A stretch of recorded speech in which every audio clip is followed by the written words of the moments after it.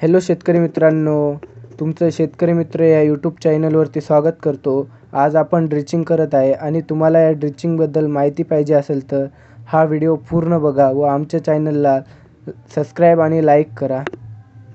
यामध्ये number 1 Gromor powder NPK 1261 याने हळदीतील फुटवे होण्यास मदत होते व हळदीची चांगल्यात चांगली वाढ होते व झाड एकदम निरोगी व ताजे राहते.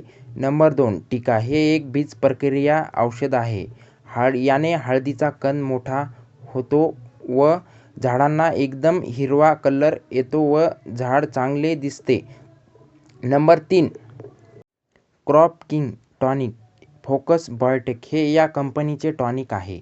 याने हळदीतील पांढऱ्या मुळ्यांची जास्तीत जास्त वाढ होते व हळदीला एकदम चांगला कलर येतो व कंद जास्तीत जास्त मोठा होण्यास मदत होते. अनेक सारे फायदे आहेत टॉनिकचे.